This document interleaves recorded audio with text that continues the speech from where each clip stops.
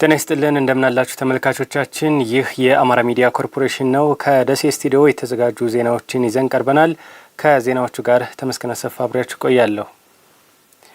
ሀገራዊ ምክክሩ ብሔራዊ መግባባትን በመፍጠር የህዝብ ለህዝብ አንድነትን ለማጠናከር እንደሚያስችል የደሴ ከተማ ነዋሪዎች ተናገሩ። በጉባኤው የሚደረሱ ስምምነቶች ለሀገር ሁለንተናዊ ብልጽግና መረጋገጥ መሰረት እንደሚሆኑ ተስፋ ማድረጋቸውንም ከአሚኮ ጋር ቆይታ ያደረጉ አስተያየት ሰጪዎች ጠቁመዋል። አንተነህ ጸጋዬ የነዋሪዎችን አስተያየት አሰባስቧል፣ እንደሚከተለው ይቀርባል። የተለያዩ ችግሮች መኖራቸው ይታወቃል። እነዛ ችግሮች ሊፈቱ የሚችሉት በንግግር በውይይት በክብ ጠረጴዛ ላይ መሆኑ ይታወቃል። ነገር ግን ይህ እድል እስካሁን ድረስ ባለመገኘቱ የሀገራችንን ኢኮኖሚ ወደ ኋላ የጎተተ እስበሳችን አንድነታችን እንዳይጠናከር ያደረገ ጉዳይ ሆኖ ቆይቷል። አሁን ግን ይሄ የምክክር ጉባኤ ወይም የምክክር ኮሚሽን መቋቋሙ በአጠቃላይ በሀገራችን ውስጥ ያሉ አለመግባባቶች፣ ችግሮች በቀላሉ ሊፈቱ የሚችሉ ችግሮችን የሚፈታ ቁልፍ መሳሪያ ነው ብዬ ነው የምወስደው። በሰለጠነ አካሄድ የተያዘ አካሄድ ስለሆነ በጣም ትልቅ ፋይዳ ያለው ዜጎችን ለወደፊት ከሞት የሚታደግ የችግር አፈታት ስልቱም ደግሞ ተቀባይነት ያለው አይደለም ለአፍሪካ እንደው በዓለም ደረጃ ተቀባይነት ያለው ነው። ብዙ ጊዜ የኛ ሀገር ችግር የሚፈታው በጦርነት ስለነበር ይሄ ጦርነት ቀርቶ በጠረጴዛ ዙሪያ ተወያይተን የሀገራችንን ችግር ሊፈቱ የሚችሉ የድሮ ባህላችን ይዘን በመወያየት እና ሰላም ይመጣል ብዬ ነው የምጠብቀው። ከጉባኤው ብዙ ነገር ይጠበቃል። አንደኛ ይሄ ጉባኤ በትክክል ግቡን እንዲመታ ሁሉም የበኩሉን አስተዋጽኦ ማድረግ አለበት። ችግሮች በአንድ ቀን ባይፈቱም አሁን 8 አጠቃላይ ሊያወያዩ የሚችሉ እንትኖች አጀንዳዎች ተመርጠዋል። በእነዛ አጀንዳዎች ዙሪያ መግባባት ከተፈጠረ በሀገራችን ስር ነቀል የሆነ መፍትሄ ይገኛል የሚል ትልቅ እምነት አለኝ። ለአንድ ሀገር የሚያስፈልገው ሜዳ ተራራውን ብቻ ሳይሆን የሚያመርት የሰው ኃይል ስለሆነ ይሄ የአምራች የሰው ኃይል ደግሞ እንዲሁ ባልባሌ ቦታ ከሚቀር ከደመሳፍ ባሻገር ለሀገሪቱ ልማት የሚውልበትን መንገድ ጉልበቱን የሚያለማበትን ሀገሩን የሚያለማበት መንገድ እንዲፈጠር ይሄ ሀገራዊ ምክክር እነዚህን ችግሮች ፈቶ ወደ ሰላማዊ መንገድ እንደርሳለን የሚል ሐሳብና አስተያየት አለኝ። አብዛኛውን የምንስማማባቸው ነገሮች ይኖራሉ ብዬ ገምታለሁ። ምክንያቱም አንድ ጊዜ የሀገሪቱን ችግር ይሄን አክል ዓመት የኖረች ሀገር ችግር በአንድ ጊዜ ላይፈታ ይችላል። አንድ ጊዜ ከተፈታ ሰየው ነው። ግን ደግሞ ላይፈታ ቢችልም ዋና ዋናዎቹ እየተፈቱ ሲሄዱ ደግሞ በጊዜ ሂደት ደግሞ የተረፈውን ደግሞ እየተወያየን ይስተካከላል የሚል ግምት ነው ያለኝ። በጫካ ያሉ ወንድሞቻችንም ወደ ሰላም መጥተው ሀገራችን ሰላም ሆና ኢኮኖሚያችን አድጎ ካደጉትና ከበለጸጉት ሀገሮች ተርታ እንደምንሰለፍ ትልቅ ተስፋ አለኝ። አሁን እየታየ ያለው የልማት እንቅስቃሴ የተሻለ ስለሆነ የበለጠ ይህን አጠናክሮ ለመሄድ የአንድነታችንን ማነቆ የሆኑ ችግሮች ይፈታሉ ብዬ ተስፋ አለኝ። የችግር አፈታት ዘዴውም የተመረጠበትም አካሄዱም የወከለው የማህበረሰብ ክፍል ከተለያዩ የኢትዮጵያ ክፍሎችም የተለያየ ማህበረሰብ ክፍሎችን ወክለው የተቀመጡ ዜጎች እዛ ጋር በመገኘታቸውም የኢትዮጵያ ችግር የወደፊት ችግሮቻችን በትክክል ይፈታሉ፣ መፍትሄ ያገኛሉ የሚል ተስፋ አለኝ። በሀገራችን ችግር ላይ ከመከርንበት ወጣቱ ወደፊት ወደ መጥፎ ነገር ከመሄዱ ይልቅ የራሱን የስራ ዕድል እየፈጠረ እና ተስፋ ኑሮት በሰላም ተምሮ በሰላም መኖር ይችላል። ምክንያቱም በአሁኑ ሰዓት በሀገራችን ያው ባለው ችግር ምክንያት በየአካባቢው ትምህርት የተቋረጠ ነው ያለው። ስለዚህ ሰላም መኖሩ ደግሞ ለወጣቱ ትውልድ ራሱን ወደፊት የሚገነባበትን ትምህርት ያገኛል የሚል ግምት አለኝ። ሀገራዊ ምክክሩ ለሀገራችን የቆዩ ችግሮች ዘላቂ መፍትሄ የሚያመጣ መሆኑን በደቡብ ወሎ ዞን የኩታበር ወረዳ የሃይማኖት አባቶችና የመንግስት ሰራተኞች ገለጹ። ምክክሩ ሰላምን ለማስፈን የሚደረገውን ጥረት እንደሚያግዝ ነው አስተያየት ሰጪዎቹ የተናገሩት። ከድራሊ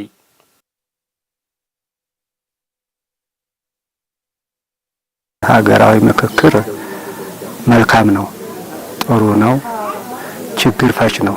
በማህበረሰብ ውስጥ ያሉትን ችግሮች የመልካም አስተዳደር ችግር ሊኖር ይችላል፣ የብሔር ችግር ሊሆን ይችላል፣ የድንበር ችግር ሊኖር ይችላል። ብዙ ዘርፈ ብዙ ችግሮች አሉ። እነሱን ለመፍታት መጀመሪያ ላይ ምክክር ያስፈልጋል። ከምክክር ደግሞ ባሻገር ደግሞ ማማከርም ያስፈልጋል። እኛም ደግሞ በወረደው መመሪያ መሰረት ማስተማር፣ መምከር፣ ችግሮችን መፍታት፣ የአካባቢያችን ሰላም መጠበቅ ነው እንግዲህ ትልቁ ምስጢር። ምክክር በጣም አስፈላጊ ነው። እንኳን እንደዚህ ችግር ላይ ተሆኖ ቀርቶ በማንኛቸውም ጊዜና መመካከር ጥሩ ነው። ምክንያቱም እንደ ሃይማኖትም ወአምሩሁም ሹራ ይላል አላህ ሱብሓነሁ ወተዓላ፣ ተመካከሩ ይላልና በጣም ያስደስታል ይሄ ምክክሩ ማለት ነው። የምክክር ኮሚሽኑ ከመንደር ጀምሮ እስከ ፌዴራል ደረጃ ድረስ የሚያካሄደውን ውይይት በጥሞና ተከታትያለሁ። በእኛ በኢትዮጵያ ደረጃ ይሄ ነገር ተሞክሮ ቆንጆ እንትን ነው። አጀማመሩ ራሱ ወደፊት እያደገ መሄድ ያለበት ነገር ነው። ተግዳሮቶችም እያሉ ምክክር ኮሚሽኑ ነጻ ሆኖ እያደረገ ያለው ነገር በጣም ደስ ይላል። ያው በሀገራችን ብዙ የሃይማኖት ልዩነት፣ የብሔር ልዩነት አለ። እነዚህን ያካተተ ነው ብዬ ነው ማስበው። አካታችነቱም ጥሩ ነው። ችግሮችን በውይይት በመነጋገር እንዲፈቱ የማድረግ ሂደት ይኖራል ብዬ አስባለሁ። ሀገራዊ ምክክር ኮሚሽን እንግዲህ እስካሁን ያለፈባቸው የራሱ ብዙ መንገዶች ነበሩ። እነሱን ስከታተል ነበረ። በተለይ ደግሞ እንደ ወጣት ይህ ሀገራዊ ምክክር ኮሚሽን የወጣት ተወካዮችን ከየተለያዩ የሀገሪቱ ክፍሎች በመሰብሰብ የወጣቱን ድምጽ የወጣቱንም ሀሳብ የጨመረበት ሁኔታ እንዳለ ተከታትያለሁኝ እና እንግዲህ ዛሬ ታሪካዊ ቀን ነው ማለት ይቻላል ለኢትዮጵያ። ብዙ የማህበረሰብ ክፍሎችን ያሳተፈ ነው። በሀገራችን ደግሞ የሚነሱ ግጭቶች አሉ፣ ያለመግባባቶች አሉ። እነዛን አጀንዳዎች አድርጎ የኢትዮጵያን ማህበረሰብ ሁሉንም ክልሎች ሁሉንም ማህበረሰብ ያልተግባቡባቸውን ሀሳቦች ወደ አንድ አምጥቶ ወደ በጠረጴዛ ዙሪያ ውይይት በማድረግ ያው ሰላም ለመፍጠር አንድነት ለመፍጠር የሚያደርግ መሆኑን እየተከታተልኩ ያለበት ሁኔታ አለ። ከምሁራኑ፣ ከገበሬው፣ ከነጋዴው ከተለያዩ ተቋማት የተውጣጣ ምሁራን ስለሆነ ያለበት የተውጣጣ ስለሆነ ችግሮችን ስለሚያውቅ በቲዮሪም በተግባርም አንድ ያደርጋል ብዬ አምናለሁ። ደስ የሚል ውጤት ይመጣል የሚል ነገር አለኝ እንደኔ ማለት ነው። ምክንያቱም ችግር ተቀረበ መወያየት ነው። እንደገና ደግሞ ይሄ አካታች ነው። እኔ የማይቸው ነበረ ሁሉም የተካተተበት ነው። የሃይማኖት አባቱ፣ የአገር ሽማግሌው ሁሉም የተካተተበት ስለሆነ ይሄ ተደምሮ በጣም ውጤት ይመጣል የሚል ተስፋ አለኝ። እንግዲህ አላህ ይጨመርበት እንጂ ከሀገራዊ ምክክር ኮሚሽኑ አሁን በፌዴራል ደረጃ ከሚደረገው ነገር በኋላ የምጠብቀው ነገር በምክክር ኮሚሽኑ በኮሚሽኑ አማካኝነት የቀረቡ ጥያቄዎች ለመንግስት ቀርበው መንግስት ከህዝብ የመጡትን ነገሮች ተቀብሎ ቆንጆ መፍትሄ መጥቶ ሀገራችን ላይ ያልተጠበቁ ለውጦች ይኖራሉ ብዬ ጠብቃለሁ። በዋናነት ሰላም ያመጣል ብዬ ነው ባስበው። እንግዲህ ብዙ የምንጠብቀው ውጤት አለ። ከውጤቶቹ መካከል እንግዲህ ኢትዮጵያ በሀገራዊ ምክክር ኮሚሽን መክራ ከተጠቀሙት ሀገሮች ባለፈም አርአያ እንደምትሆን ተስፋ አለን። ዲያስፖራውም ያለበት ሁኔታን አይተናል። ከእያንዳንዱ ክልልም ስብጥሩ ሀሪፍ ነው። የሃይማኖት አባቶች አሉበት፣ ሴቶች አሉበት፣ ሁሉንም አካታች ነውና ለወደፊት አለመግባባቶች ይፈታሉ ብለን እንጠብቃለን።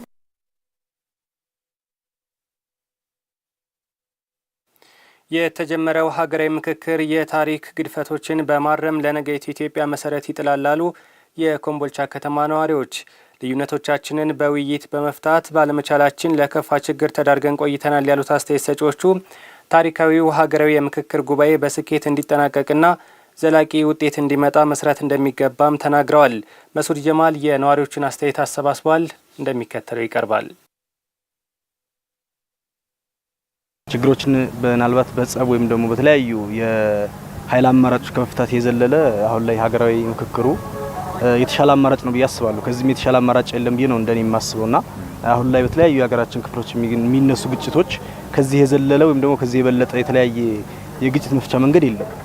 ዋናው ለዚህ የመጀመሪያው መሰረቱ እንደዚህ ተቀምጦ ያሉት ችግሮች መፍታት ነው። ምክንያቱም የሰው ልጅ ያው በተፈጥሮ ሁሉም ሰው ስቴቢሊቲ ሰላም የማይፈልግ ሰው የለም።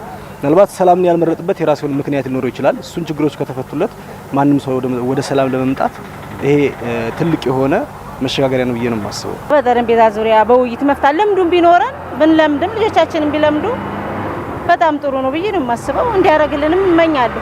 የምክክር ኮሚሽን ሁሉም ህዝብ እንደ ህዝብም እንደ ማህበረሰብ ሊደግፈው የሚገባ ነው ብዬ ነው የማስበው። እኔ በኩሌ ማህበረሰቡ እዚህ አካባቢ ጠቅላላ ይሄንን ሀሳብ የሚገድፍ ነውና ለውጡን ነው የምንጠብቀው። በቃ መልካም መጥቶ ከዚህ በኋላ ጦርነት የማንሰማበትን ጊዜ እንድናይ ከጎናቸው መቆም አለብን እላለሁ። እንደኔ ከጎናቸው ቆማለሁ። ትናንትና በተጀመረው ፕሮግራም ላይ በቲቪ ማይተናል፣ በሬዲዮም ሰምተናል።